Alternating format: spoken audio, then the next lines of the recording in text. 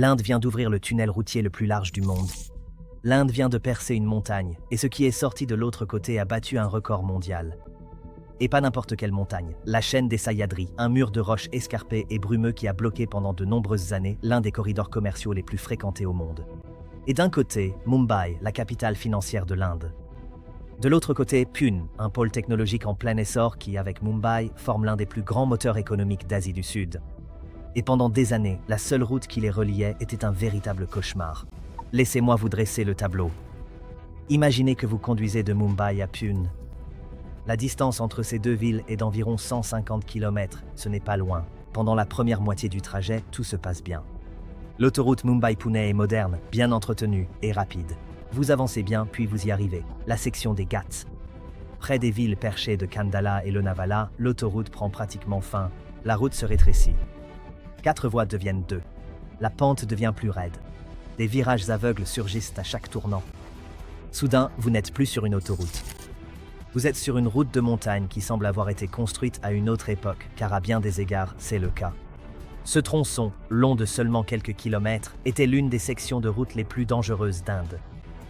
Des accidents s'y produisaient régulièrement, de façon prévisible. Les véhicules perdaient de l'adhérence sur la chaussée mouillée pendant la mousson. Les conducteurs évaluaient mal les virages dans l'épais brouillard de montagne. Un seul incident, un camion-citerne renversé, un accident bloquant une voie pouvait paralyser tout le corridor pendant des heures, parfois plus d'une journée. L'autoroute accueille environ 75 000 véhicules chaque jour. Le week-end et les jours fériés, ce chiffre atteint 120 000. Quand quelque chose tourne mal dans cette section du Ghat, la douleur se propage simultanément dans les deux villes. Et les dégâts économiques ? Énormes. Chaque heure pendant laquelle le fret restait immobile était une heure où les marchandises n'arrivaient pas aux usines, où les chaînes d'approvisionnement s'arrêtaient, où des contrats étaient manqués. Pour un corridor reliant deux des villes les plus productives d'Inde, le coût était faramineux. L'Inde savait depuis des décennies qu'il fallait changer quelque chose. La question était de savoir quoi, et si quelqu'un serait réellement capable de le construire. Voici la partie étrange. L'expressway Mumbai-Pune a en réalité été une réalisation majeure lorsqu'il a ouvert en 2002. C'était l'une des premières autoroutes modernes à accès limité de l'Inde, un véritable changement de cap pour un pays où voyager par la route signifiait depuis longtemps s'enliser dans la circulation urbaine et sur des routes nationales délabrées.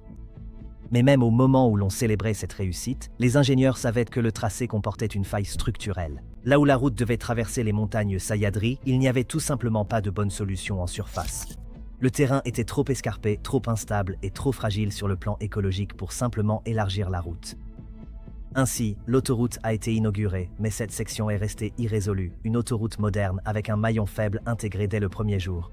Au cours des 2 décennies suivantes, alors que Mumbai et Pune connaissaient toutes deux une croissance rapide, que de plus en plus de véhicules affluaient sur l'autoroute et que les secteurs manufacturiers et technologiques de l'Inde explosaient le long de ce corridor, ce maillon faible s'est encore fragilisé.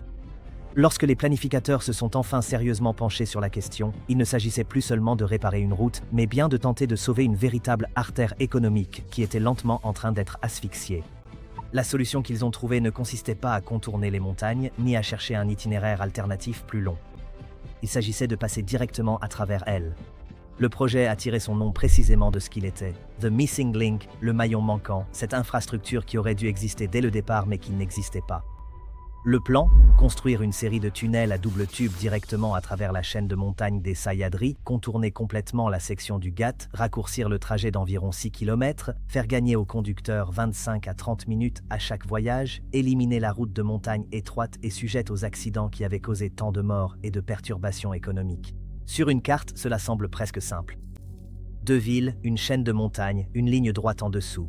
L'ensemble du corridor, tunnels, viaducs, routes de raccordement, s'étendrait sur 13,3 km, remplaçant un itinéraire de montagne sinueux existant de 9 km. Le plus long tunnel à lui seul traverserait 8,92 km de roches solides.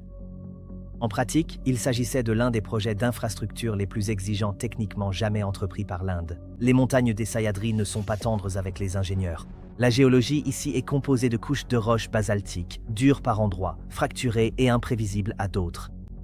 Il y a une importante nappe phréatique qui traverse la chaîne et le projet passe directement sous le lac Lonavala, un plan d'eau situé au-dessus de la ligne du tunnel, ce qui a créé des défis constants de gestion de la pression tout au long de la construction. Par-dessus tout cela, les Ghats occidentaux reçoivent certaines des pluies de mousson les plus intenses de toute l'Asie. Cette pluie ne reste pas en surface. Elle s'infiltre dans la roche, modifie la dynamique de pression souterraine et peut provoquer des changements soudains et dangereux des conditions en pleine construction. La méthode utilisée tout au long de ce projet était la NATM, la nouvelle méthode autrichienne de tunnelisation, combinée à des explosions soigneusement contrôlées. Cette approche consiste à excaver la roche face par face à l'aide de charges explosives placées avec précision, puis à sécuriser immédiatement les parois exposées du tunnel avec des armatures en acier et du béton projeté afin d'éviter tout effondrement avant la pose du revêtement définitif. Elle est plus lente que le creusement mécanique. Elle exige une évaluation constante et experte des conditions de la roche et requiert un niveau de discipline extraordinaire, car la marge d'erreur sous terre, sous un lac et à travers une montagne fracturée est pratiquement nulle. Des milliers d'ouvriers se sont relayés sur le site 24 heures sur 24 pour un total de plus de 9 millions d'heures de travail. Plus de 8 500 000 tonnes de roches ont été excavées. 7 600 tonnes d'acier ont été utilisées dans la structure. Le projet a également nécessité la construction de viaducs de 180 mètres de haut à travers une vallée, en utilisant du béton ultra haute performance pour franchir un terrain qui aurait été impossible à traverser avec des méthodes classiques.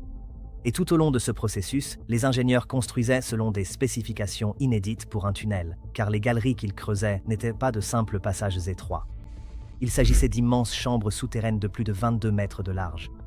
Pour comprendre à quel point cela est extraordinaire, la plupart des grands tunnels routiers dans le monde sont conçus pour faire le strict minimum, permettre aux véhicules de passer en toute sécurité avec le moins d'excavation possible. Chaque mètre supplémentaire de largeur sous terre signifie exponentiellement plus de roches à extraire, une charge structurelle accrue à gérer, une ingénierie plus complexe à réaliser. Ce tunnel atteignait plus de 22 mètres de large à travers une montagne, dans du basalte fracturé, sous un lac. Il y a une raison pour laquelle personne ne l'avait fait à cette échelle auparavant. Lorsque le tunnel a été achevé et que les mesures ont été vérifiées de manière indépendante, l'équipe du projet a soumis une demande au Guinness World Records. L'équipe du Guinness a mené sa propre enquête. 3 mois plus tard, le résultat a été confirmé. Le tunnel Missing Link Mumbai-Pune est le tunnel routier souterrain le plus large du monde, avec une largeur certifiée de 22,33 mètres.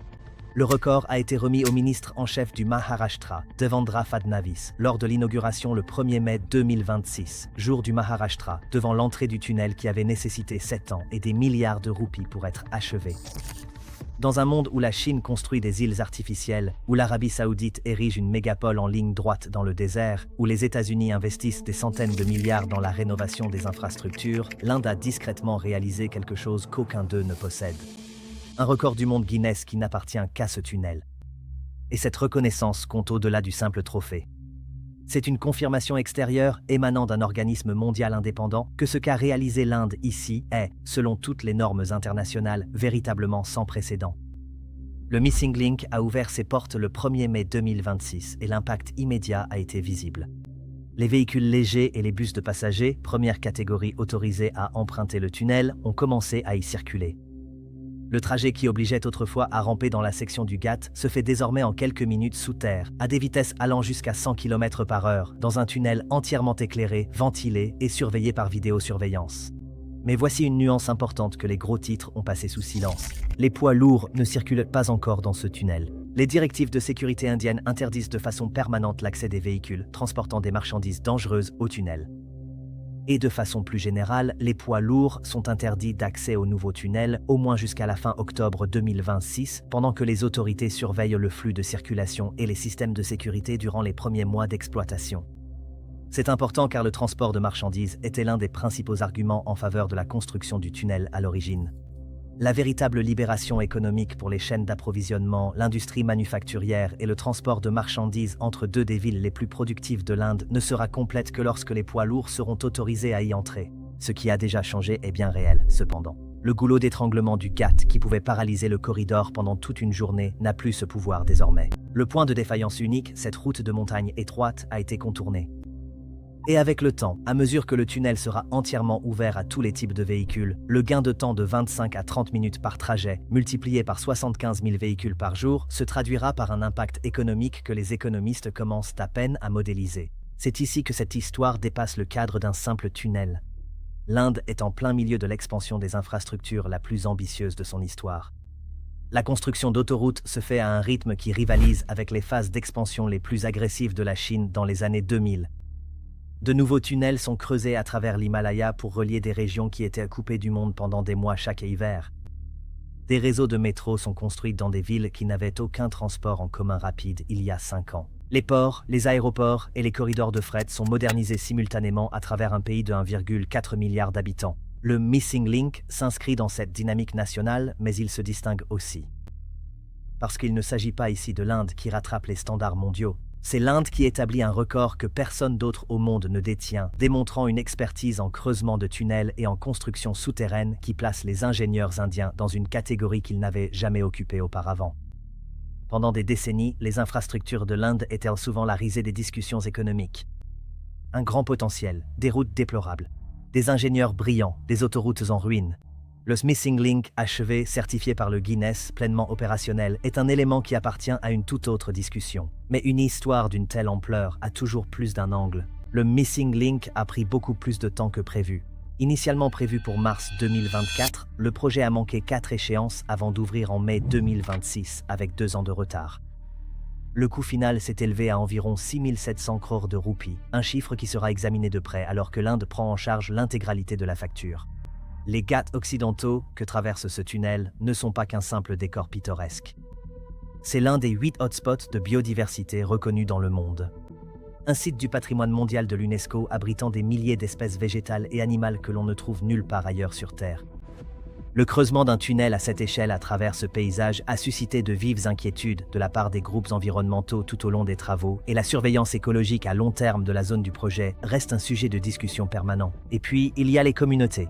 Les villages qui vivent dans et autour des Ghats ont vu ce chantier transformer leur paysage pendant 7 ans.